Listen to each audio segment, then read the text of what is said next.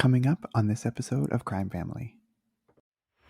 This week, we are going to return to a case that we first talked about a few months ago, and that is the Idaho student murders. On December 30th, 2022, Bryan Christopher Kohberger was arrested by the police at a home in Pennsylvania, which was nearly 2,500 miles from the crime scene in Moscow, Idaho.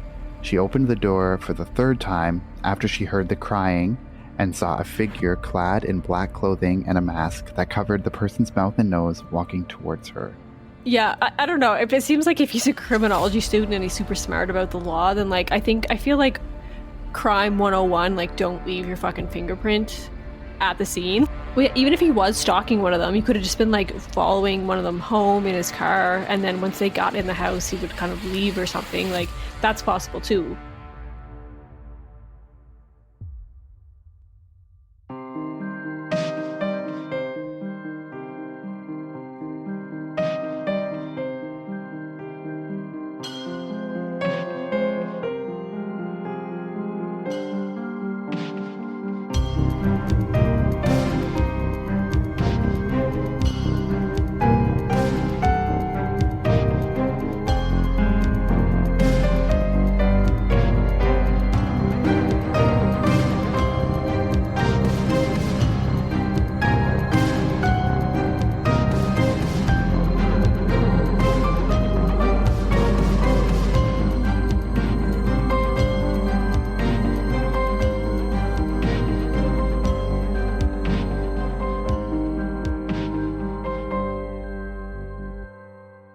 Hey everyone, welcome back to Crime Family. I'm your co-host AJ, and I'm here with my two sisters, Stephanie and Katie, just like always. And this week, we are going to return to a case that we first talked about a few months ago, and that is the Idaho student murders. You may remember this case, and just kind of brief overview. So in the early morning hours of November 13th, 2022, in Moscow, Idaho, an unknown assailant murdered 4 University of Idaho students as they lay in bed in their off-campus home.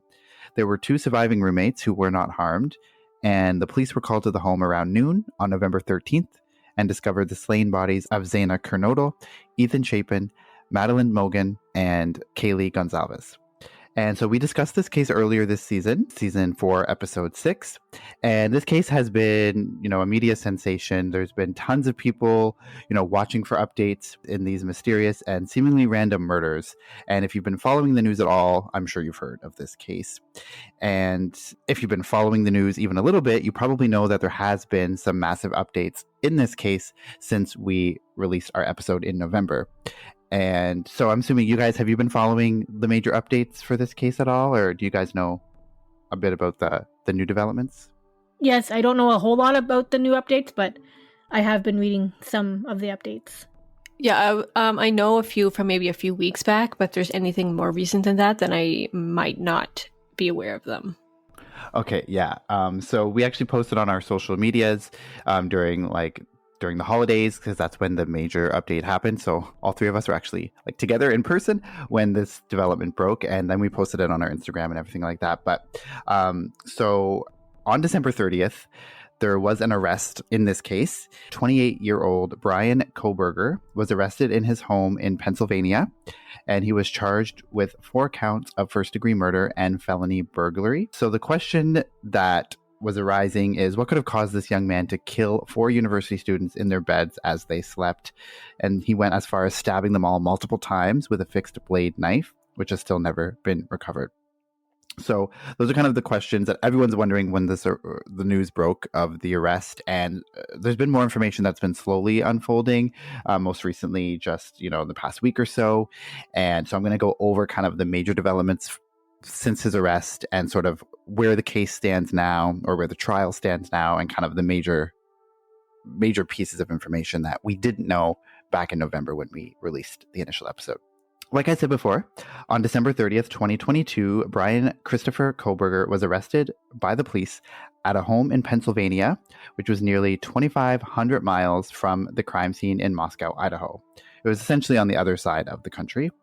And since the arrest, some information about Kohberger has been released, which leads to more questions than answers. So Bryan was a criminal justice PhD student at the University of Washington, And this was a campus which was only about a 13-minute drive from Moscow, Idaho.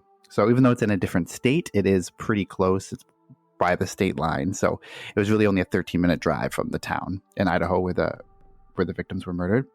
And so at this time, it's not known how he knew the victims or if he did know them at all. But I myself have a hard time believing that it was random. It seems like he kind of knew the layout of the house just based on the logistical information about the case.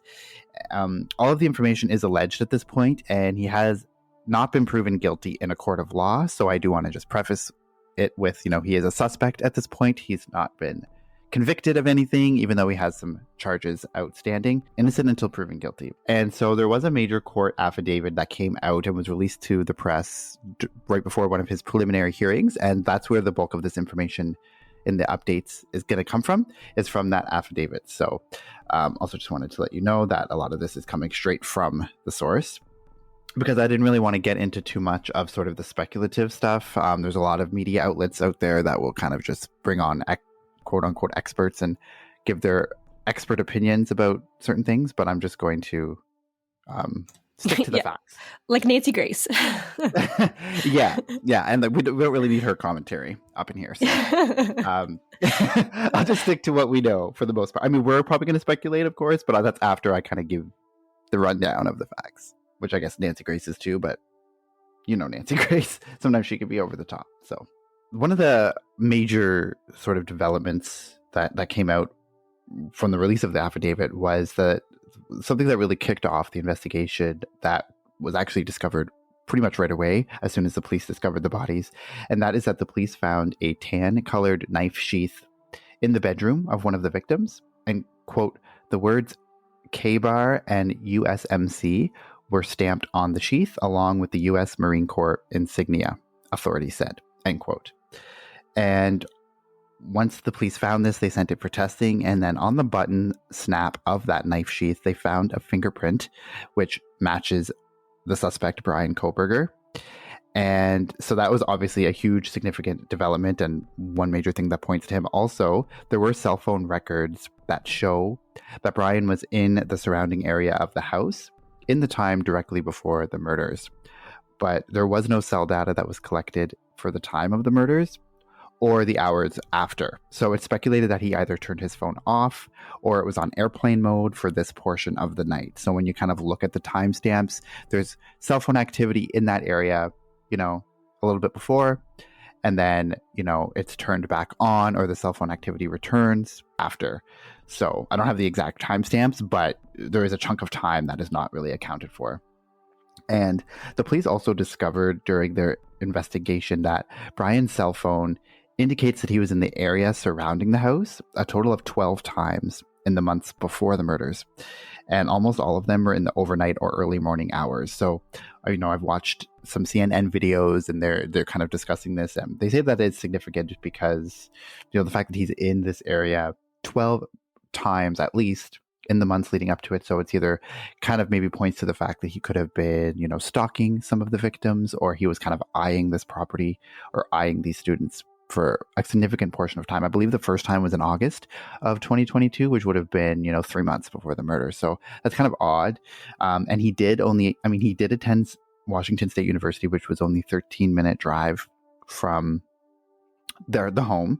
But police have said that this is sort of kind of a dead end road or not dead end road, but it's a very kind of quiet, isolated home or road that not many people would just happen to drive by.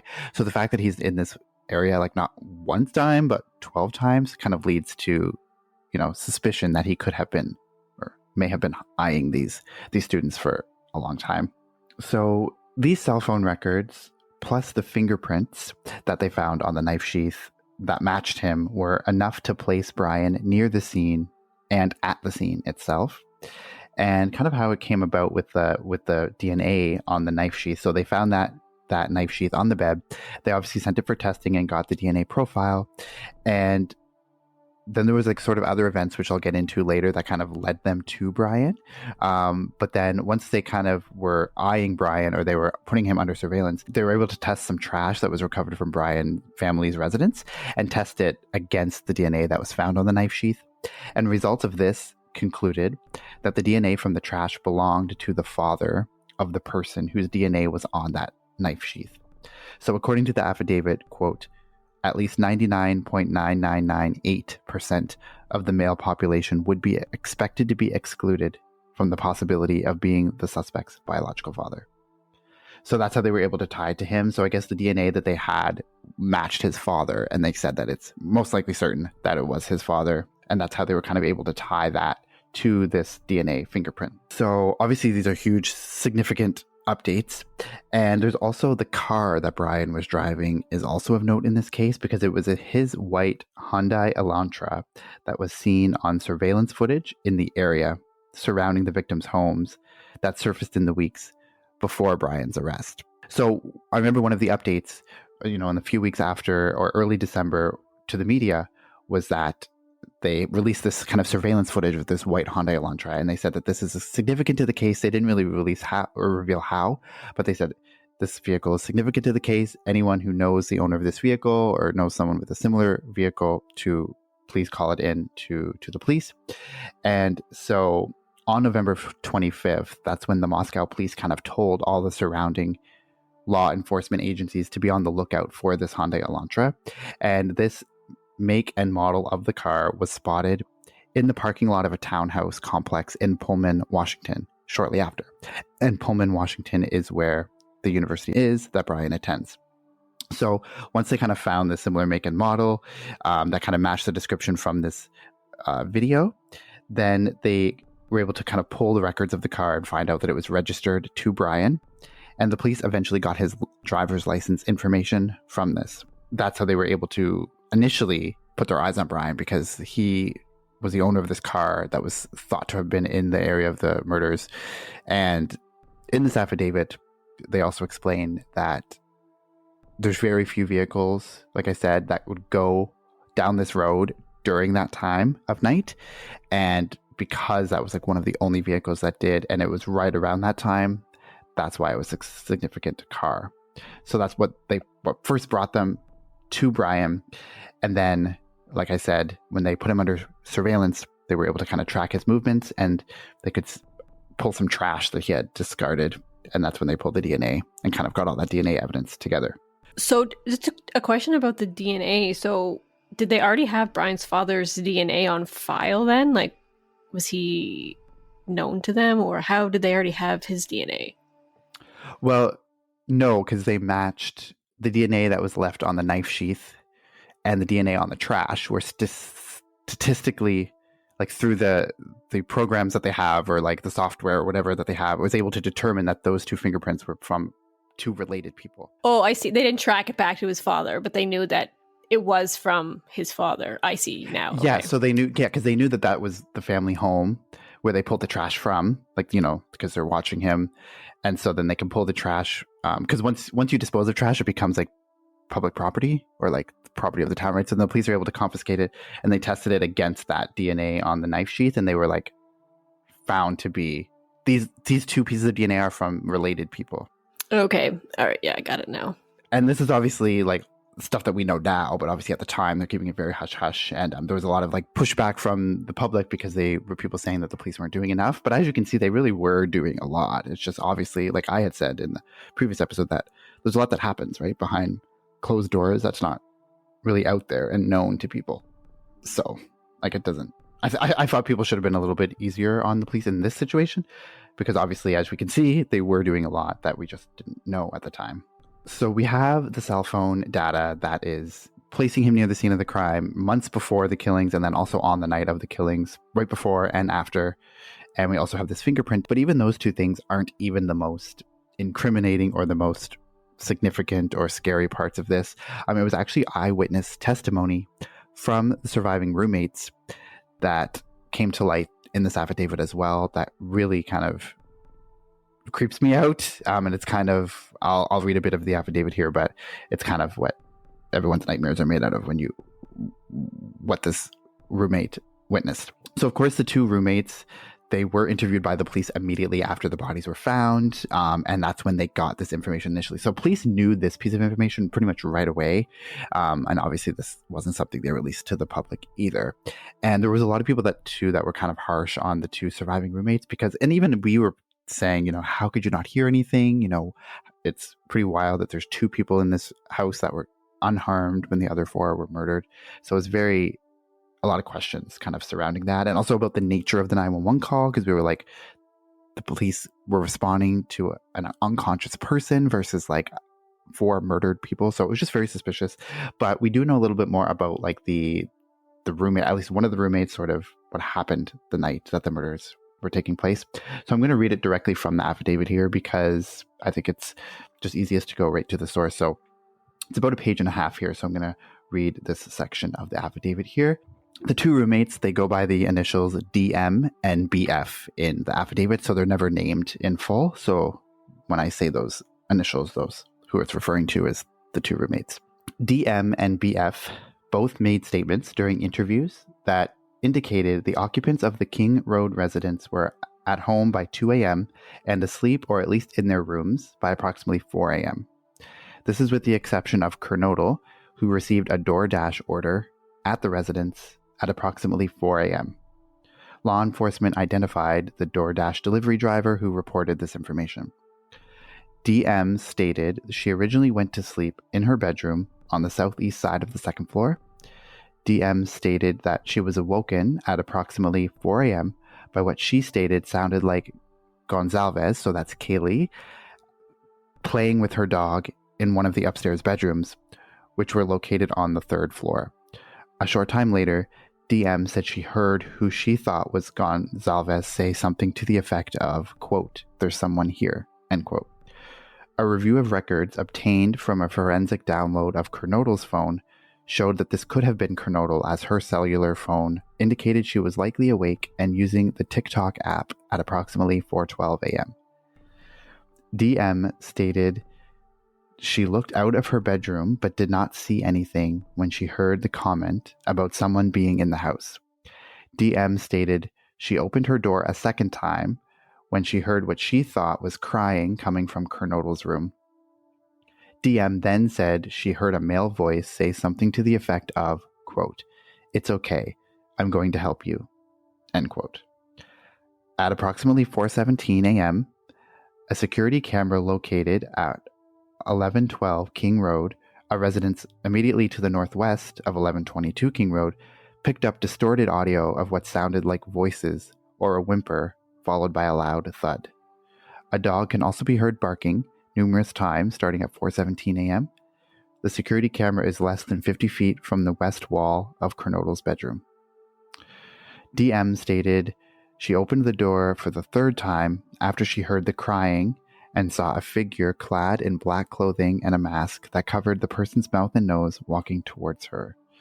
DM described the figure as 5 foot 11 inches or taller, male, not very muscular, but athletically built with bushy eyebrows. The male walked past DM as she stood in a, quote, "frozen shock phase," end quote. The male walked towards the back sliding glass door. DM locked herself in her room after seeing the male. DM did not state that she recognized the male. This leads investigators to believe that the murderer left the scene. Super creepy. So this would have been testimony that this roommate would have given to the police right away, saying that she actually saw this figure walking towards her, coming out of Zaina's room, and gave the description saying he had bushy eyebrows, that he was 5'10". So very, very creepy. And that would have happened just like I was describing, after 4 a.m. in the morning. And as we know, the 911 call was initially placed just before noon that same day. So that would have been, 8 hours later is when the 911 call was made. So there was a lot of questions about why this roommate would have waited 8 hours after this to call 911. And we still don't know that information. I was just going to comment on why she didn't call 911 right away, because my first instinct, I see this strange man in somebody's bedroom, the first thing I'm going to do is call 911. Like, I don't know why she would have waited so long. Maybe, I don't know. I'm confused about that as well. Yeah, that's something that's very questionable. I've been talking to Lisa, our other sister, who's not on the podcast, but I was talking to her, and she says that if it was her, she would be kind of just in a frozen state and like terrified for like hours and wouldn't be able to even like muster up the courage to even call 911 because she'd just be so afraid. So it is possible that she was just totally like in a completely different mindset because she was so scared. I mean, who knows? But I mean, obviously she didn't call 911 for almost 8 hours, which seems like such a long time. Maybe she could have thought that her friend had brought this guy home for whatever reason and that he was now leaving. So I don't know if that was like a thing that they commonly did, but maybe she just kind of convinced herself that friend knew this guy and now he was leaving. I mean, he was coming from Zaina's room, which Zaina was in a relationship with Ethan, who was also in the room and was murdered. Oh. Yeah. Maybe not then. Yeah, because it was Zaina and Ethan were like in one bedroom on the second floor, and then Kaylee and Madison, the other two victims, were on the third floor in the same bedroom as well. This roommate was on the second floor, seeing him come out of Zaina's room, where he would have killed Ethan and Zaina. But I mean, who knows? Okay, yeah. Then I can't think of an explanation about why it would take her so long. I guess maybe if she was in shock and scared, maybe she fell asleep, and then when she finally woke up, it kind of like kicked in that something was wrong. That's possible, I guess. If she was like drinking and stuff, maybe she wasn't thinking clearly. So I mean, there are like maybe some explanations, but it just seems super weird.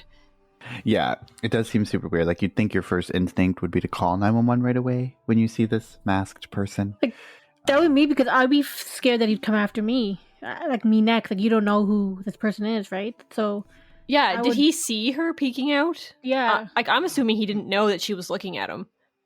Yeah, well, that's actually a little bit I'll get into a little bit later. Like kind of just like a theory, like in one of the videos I saw, there was like kind of a theory of like if he saw her, if he didn't. So I might as well, I guess I could just talk about that now. But some of them, because like CNN always will have like, forensic experts and like criminology experts on their news shows to talk about this case. And they kind of speculate, or one of them actually speculates that they don't think that he would have seen her because if you look at the layout of the floor plan of that floor, like just from the angle, it's possible that like he wouldn't see her, even though but also if the door is open, like just barely a crack and she's just peeking out, then he wouldn't even necessarily see that. And also she makes the point too that if, he would have probably wanted to get out of the house right away as soon as he killed Zaina and Ethan, like he's kind of just in his mind, like trying to get to that sliding glass door as soon as he can to get out. He's not going to be really looking around. And if the door is only open like a tiny crack, then it is possible that he wouldn't have seen her. Because obviously if he saw her, wouldn't he want to like then kill her? Because, I mean, as it turns out, this sort of eyewitness testimony is kind of a major thing that sort of led the police to him, other than the car. But there's some identifying information in there that kind of helped build that case against him. So I'm assuming that he wouldn't have seen her. Yeah, it seems like he probably didn't know she was looking at him. And so there's no other evidence that anyone else was involved, because I remember early on one of the news reports that came out was when he was arrested, he actually asked the police if he was the only one being arrested. So it was kind of like asking if the other people involved had been caught as well, sort of, maybe. Yeah, I remember that was something he asked, if anyone else had been arrested in the case, which is a weird thing to say. So people were speculating, was there multiple people? Like the only eyewitness, or the roommate only said she saw one person, so there was no sort of any eyewitness from the roommates that there was any other person. But also too, he was a PhD student studying criminology, so people think that he is very smart when it comes to the criminal justice system, and he was kind of just said that so that he could sort of start to plant his seeds of doubt, because then during trial it's going to come out like, oh, what's the first thing he said? Oh, well, is someone else? Did you arrest anyone else? Kind of making it be like, you know what I mean? Like people think that he was trying to say that just so that he could start building his sort of. Yeah, I don't know. If it seems like if he's a criminology student and he's super smart about the law, then like I feel like crime 101, like don't leave your fucking fingerprint on the murder weapon at the scene. Like that seems pretty obvious what he did, right? So I don't know. Yeah, it seems super weird because they never found the actual murder weapon, so the knife that was used was never actually recovered, but the sheath of the knife was. Right. Yeah. Yeah. But And so, yeah, that does seem very like Murder 101. Like, how stupid are you? So I don't know. Like, yeah, because I was going to ask you guys too, what do you guys think of that? Because there was sort of early on, it was like, well, he's a PhD student. He was doing a thesis on, well, I mean, also too, some of like the Reddit forums and the online sleuths and kind of these other like sensationalist sort of things will talk about a little bit about what his thesis was about. Like, he was studying sort of the mindset of killers as they commit crimes or something. So people were trying to suggest that maybe he was like doing this as part of his research for his study or for his paper or something, which seems kind of far-fetched. I don't know. But like a part of me was thinking, like, he's very, very, like, he's a very smart person. So why would he leave his fingerprint on this knife sheath? But a part of me was thinking, like, maybe did he want to get caught? Maybe like it was part of it. Like he kind of wanted the notoriety. I don't know. You know what I mean? I was like, he's making these very obvious mistakes that even people who aren't PhD students or criminology know not to make. So the fact that he was a PhD student and still did that seems very weird. So maybe, or he was just arrogant. Like maybe he was just incredibly arrogant and thought that he was one step above them or ahead of them. Yeah, or maybe he has a plan where he somehow thinks he can get out of it, even though he's made all these mistakes. He still thinks he's going to get out of it. Like maybe that was the whole thing all along. That's far-fetched too, but you never know. Yeah, and also this case is so early on, so who knows what sort of things that they're going to try to come up with in the defense. You know, maybe he has some big elaborate story planned that will somehow get him out of it, or, you know, that there was some other person involved or something. But it's just, to me, like that whole statement or section of the affidavit where it's talking about this eyewitness testimony from the roommate is terrifying to me, because I feel like that's everyone's worst nightmare, is to wake up in the middle of the night and see a masked figure walking towards you in the dark. Like, to me, that's absolutely terrifying. Oh my God, yeah. So I couldn't even imagine like what she was thinking at the time. There was also no information in the affidavit about like if the other roommate heard or saw anything, because all of that was from that one roommate, DM. So I'm not really sure about the other one, but she probably, I mean, obviously she gave a statement, but I don't really know if it was anything significant. But it would have, I guess it suggests to me, which seems a little bit weird, is because the layout of the house, as I kind of outlined in the initial episode, was that the theory was that he entered in through the sliding glass door, which would be consistent with this roommate saying that he left out that way. But if he came in that way, and that is in the back of the house, which is already puts you on the second floor. So once you enter through that door, you're already on the second floor. And so if he left right after leaving Zaina and Ethan's room, then that means he would have killed them after he killed Kaylee and Madison. So it's like, why did he go in there and then go up the stairs to kill those two first? Like, did he know those two personally? Did he know Kaylee personally? And he was like, she was really the target.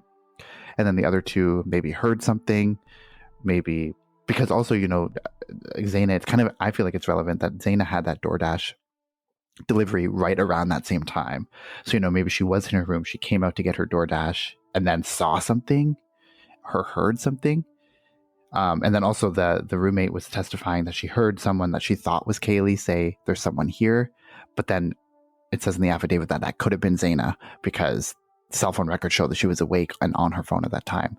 So, you know, she could have went to go get her food and then saw something, and then he had to kill her and Ethan because of that.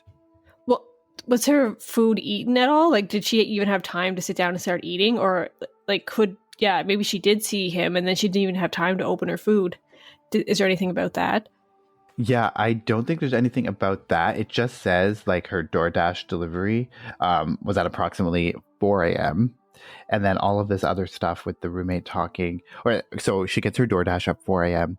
Then her phone records show that she's on TikTok at approximately 4:12 a.m. And then at 4:17 a.m., that's when that little part about the security camera that's located northwest of the house picked up the distorted audio of what sounded like voices or a whimper, followed by a loud thud and a dog barking, because there was also Kaylee's dog that was found alive at the scene when the police arrived, and that starts at 4:17 as well.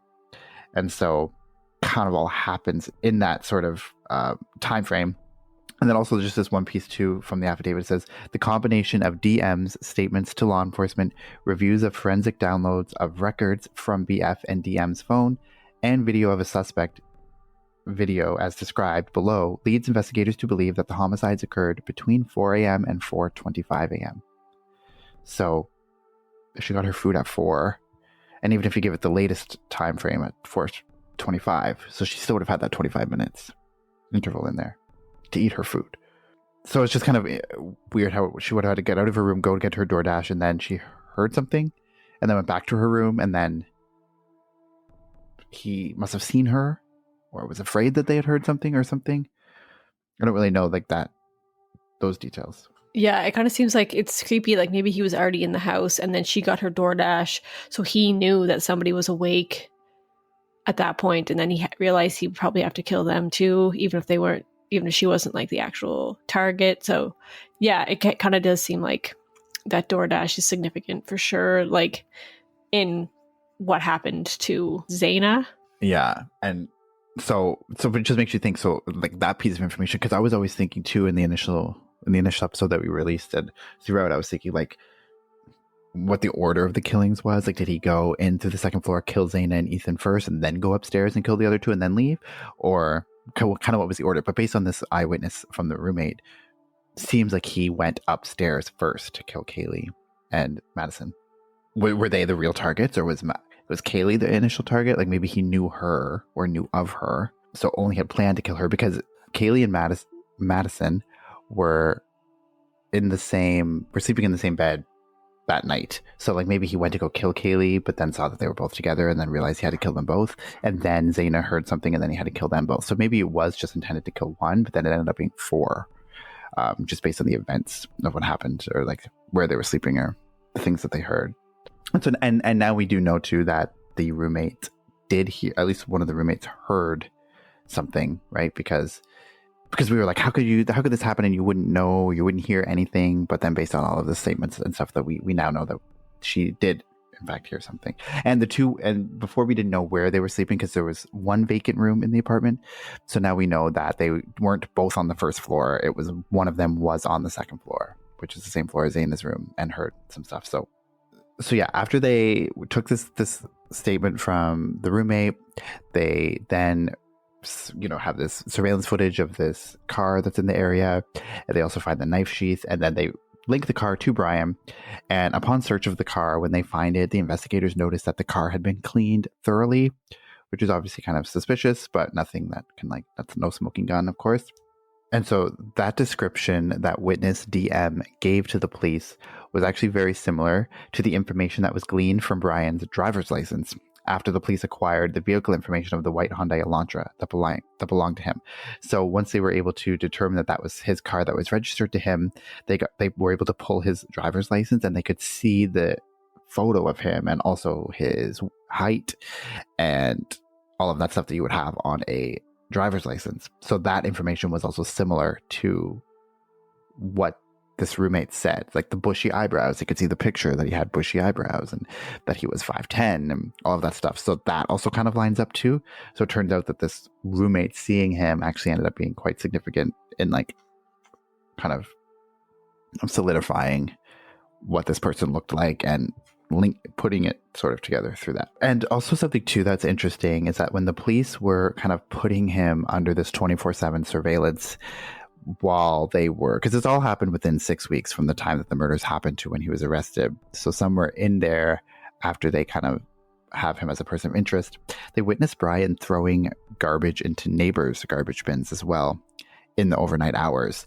And this is kind of an odd thing that might have some significance, even if we don't know what that significance is. Maybe the murder weapon's in there or something else. But it's kind of weird that you would go out in the middle of the night, not just to throw out garbage, but throw it out into your neighbor's garbage bin and not yours. So that was also something too that was sort of flagged by the police during all of this as well. And so there are still so many questions in this case, such as a motive and the nature of how Bryan knew the victims, if he did at all. And there have been, like I said, many internet sleuths that are poring over any bit of information they can get about this case. And there's a lot of internet sleuths that are kind of going through both his and the victim's social media presence to try and discern a possible social media link between them. So, looking at things like Instagram pages and if they followed each other, or if he maybe liked one of their pictures or their videos or something, to kind of see like if he had been watching them for a while. So a lot of that information hasn't really come out. I did see, I think it was on TikTok, I did see one TikToker who kind of had a video of him going through. So the TikToker, like it's a screen, when you can like record your screen, it's a screen record of him basically just showing us that Bryan did follow some of them on social media, or at least one of them on social media. Again, I don't really want to go too much into sort of like that, because that's just an internet sleuth, injecting themselves into the case and trying to be relevant. So I don't know if he really did follow them or not. But anyway, police are going kind of through everything that there is to kind of go through, and we'll see what comes up from that.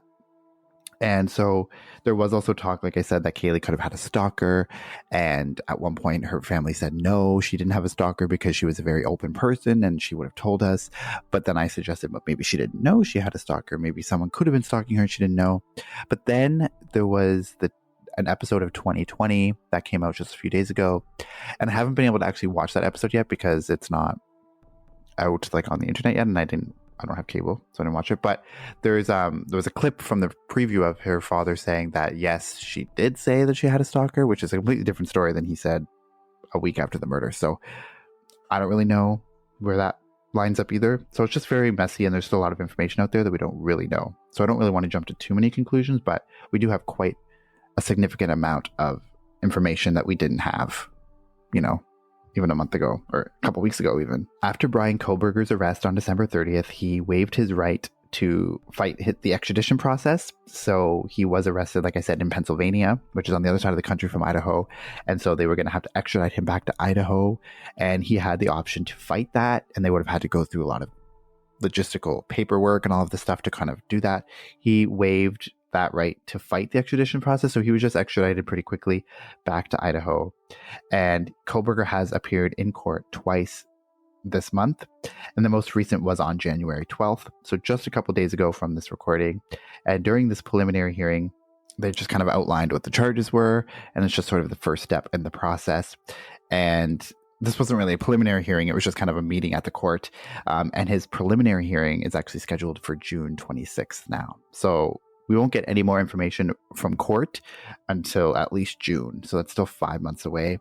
He waived his right to a speedy preliminary hearing. So he could have had a preliminary hearing within 14 days, because that's always your right to a speedy trial. So he decided against that, or his attorneys did. So now his preliminary hearing isn't going to happen until June 26th. So there's still going to be months, and that's just a preliminary hearing. So once that happens, then there's still going to be, months and years before we even get, to the actual trial. Or we don't know if he's going to plead. Like maybe he'll plead guilty. I somehow doubt it. But maybe he'll plead guilty and then there won't be a trial. So still lots of stuff that we don't know. But this affidavit was very interesting. And we're going to put a link to the full affidavit in the show notes. It's 19 pages long. And I read all of it. And it's pretty interesting. But I just kind of picked out the most significant pieces of information there. But go ahead and feel free to read all 19 pages of it, because it is pretty interesting. And so that's kind of where the status of the case is right now. Do you guys have any thoughts about any portion of these updates? The car or the fingerprint or anything like that, or the eyewitness? Did they ever say anything about that weird red stuff that was coming from the pipes?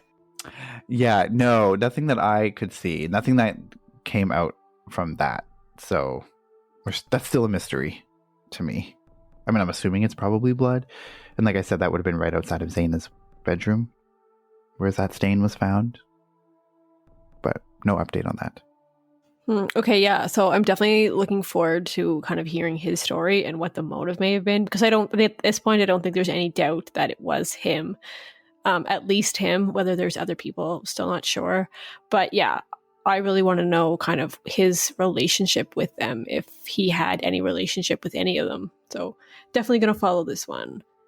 Yeah, I feel the same way as Katie. Like, I want to know why he was at the house, why he targeted those people. I just, like, this whole case to me is just so weird, because Like, he didn't go to the same school as him, and he wasn't even from Idaho. So, like, to me, to drive all the way there to kill these people and then drive all the way back, it just seems really odd to me. But like AJ said before, like, he was a PhD student, so he is pretty smart, so probably thought he could get away with it. But you don't leave your DNA at a crime scene if you're that smart. But anyways, I'm definitely gonna want to follow this one and see what happens. It's unfortunate it's gonna take a long time to see what does happen, but definitely looking forward to the outcome of this. Yeah, and I know you said like he drove all the way there and then drove all the way back. I mean, it was only a 13-minute drive from his campus where he was living to Moscow, Idaho. So it's only 13 minutes. So it's not like he went super far out of his way. But it does seem like it was very kind of planned out and methodical, because if he had been in that area 12 times in the months leading up to it, it's kind of like he was scoping it out, right? Like, who knows? Maybe he had been in the house before. Like, we don't know, right? Like, maybe he had...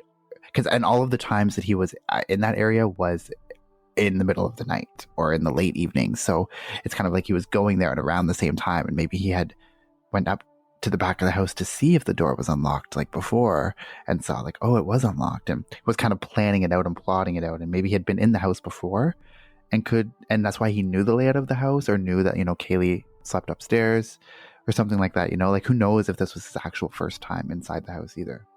Oh, that's creepy to think that he was kind of just like watching and seeing their routines and kind of stuff like that. That's creepy. But also, he could have been because you said it was a party house before, so he could have been at a party and just never really stood out. So they never really, paid much attention to him. And that's kind of how he knew the layout. And then he was kind of coming back and stuff like that. So, yeah. Yeah, that's true. And it was a big party house. There's body cam footage that got released from like the months before the murders, where the police had responded to noise complaints coming from the house, and they talked to Zane outside one time, and then they talked to Kaylee outside one time. So I guess just to show that the police had been there before, just with noise complaints and like loud parties and stuff.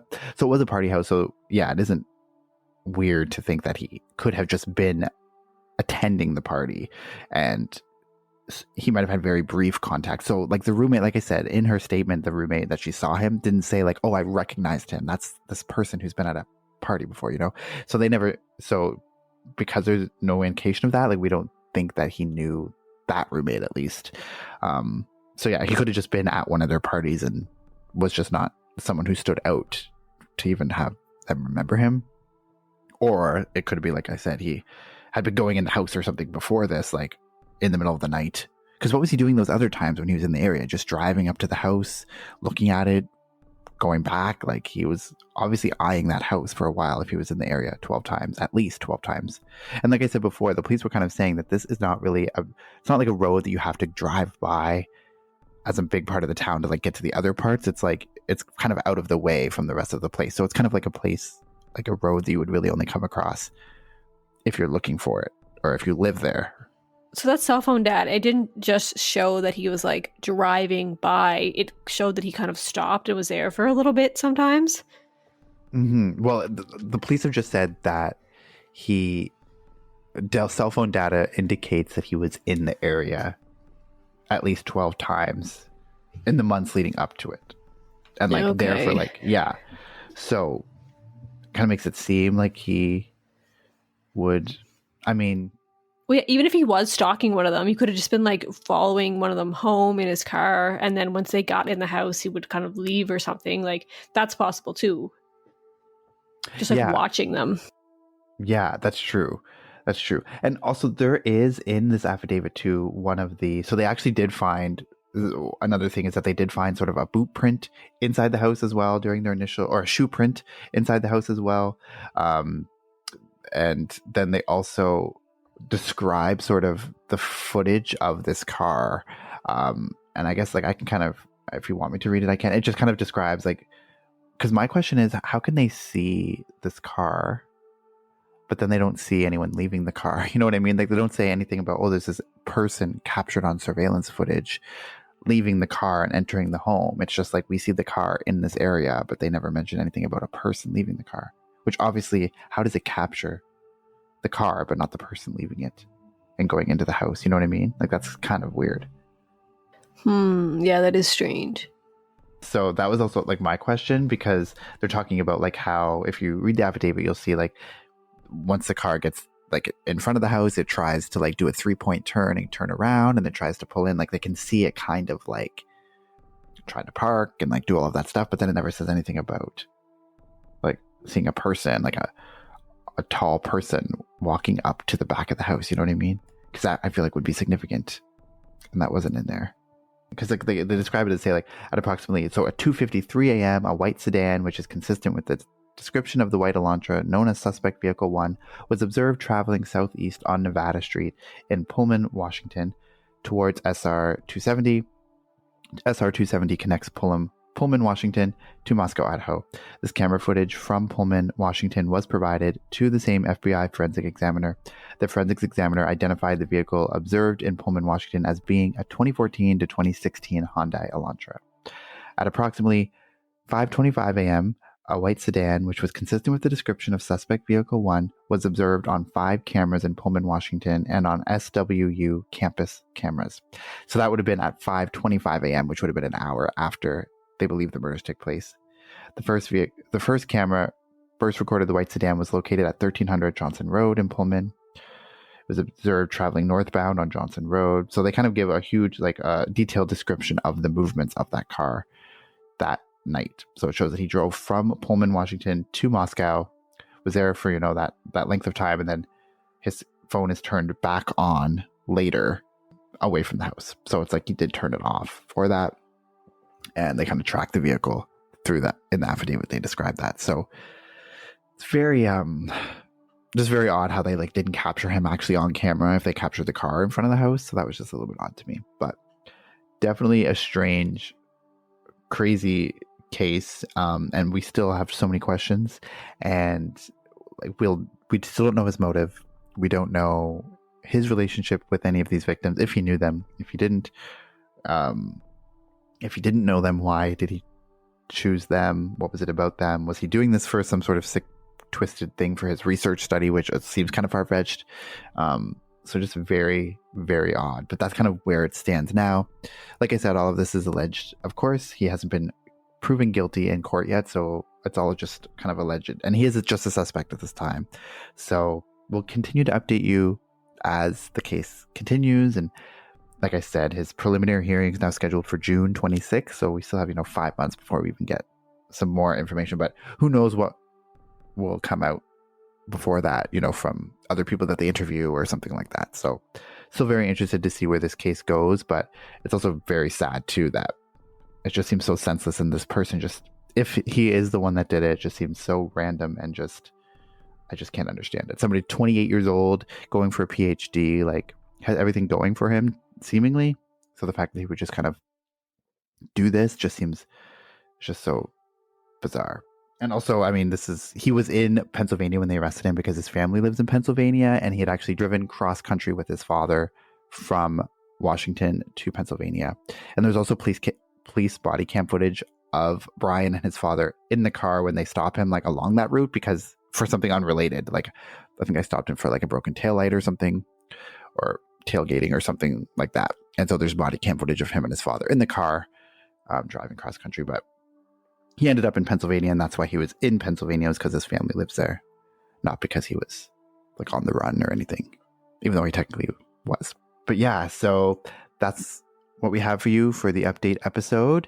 Like I said, follow us on all the social medias if you want to be up to date with the latest developments in this case. There'll be lots more to come. And of course, we'll update you every step of the way as much as we can. And so, yeah, you can follow us on Instagram at Crime Family Podcast. We're on Twitter at Crime Family Pod 1, and we're on Facebook at Crime Family Podcast. And you can send us an email at crimefamilypodcast@gmail.com. Send us your case suggestions, or if you have theories about the Idaho murder case or your thoughts, just let us know what you think. You can always interact with us. We'd love to hear your feedback. And as always, if you like the show and you want to follow us on Patreon to be a patron, you can find us on patreon.com/crimefamilypodcast. We'd love to have you. And then you can also get our exclusive Redbubble merch at the link in the show notes. We'll put the link there, and you can get all your Crime Family merch that you want from the Redbubble store. So lots of great things and lots of great ways you can interact with us and support the show. So thank you so much. And until next time, take care. Bye. Bye. Make sure you lock your doors. Bye.